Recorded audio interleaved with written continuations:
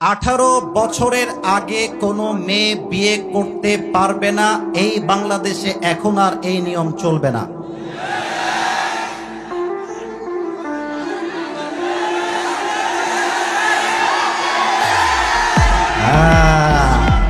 বুঝলে বুঝপাদা, না বুঝলে আমি একটা প্রশ্ন ঢাকার মানুষদের করতে চাই। They are very smart. Dhaka is the capital city of Bangladesh. There is no comparison with the people of Dhaka. They are the best and they are the boss of all the bosses.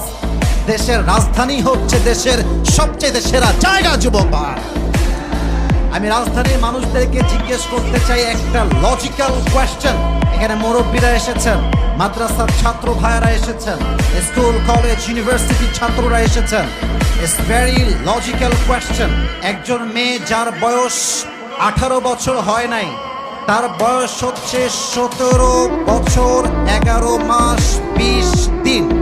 আমার প্রশ্ন সরকারের কাছে, আমার প্রশ্ন রাষ্ট্রের কাছে, আমার প্রশ্ন সমাজের আইনের কাছে, 17 বছর 11 মাস 20 দিনের মেয়েটা মাত্র 10 দিন পরে গিয়ে যখন 18 বছরে পার করে, 18 বছরে পা দেয়, তার এমন কি যোগ্যতা হয়ে যায় যে সে সেদিনই বিয়ে করতে পারবে?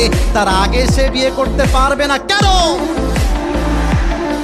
আপনারা 18 বছরে নিয়ম করেছেন বিয়ে করার জন্য, তার আগে বিয়ে করলে আপনারা জেলে দেন, মামলা দেন, থানায় ঢোকান। আপনারা যান ঢাকার এই সাভারে ফ্যান্টাসি পার্কে, গিয়ে দেখবেন ক্লাস 7 এর মেয়ে, 8 এর মেয়ে প্রেম করে বেড়াচ্ছে আমার যুবক ভাইরা। Oh, you don't have any concern about that. You don't care about that. আপনি তা নিয়ে ভাবতে চান না। আমার যুবকরা চরিত্র রক্ষার জন্য বিয়ে করতে চাইলে আপনার গায়ে বেঁধে যায়। এটা বুঝতে হবে, এটা পশ্চিমা সভ্যতা ছাড়া কিছুই হতে পারে না।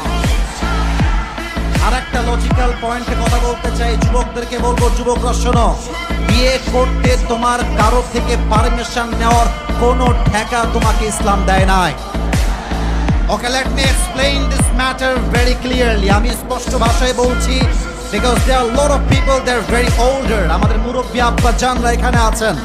আমি যুবকদের হাতে পায়ে ধরে বলবো, একদম আবদার করে, প্রথমে বিয়ের জন্য বাপ মায়ের হাত ধরবা, পা ধরবা, বোঝাবা, বুঝাবা, বোঝাবা, বোঝাবা, try again, again, again, try again.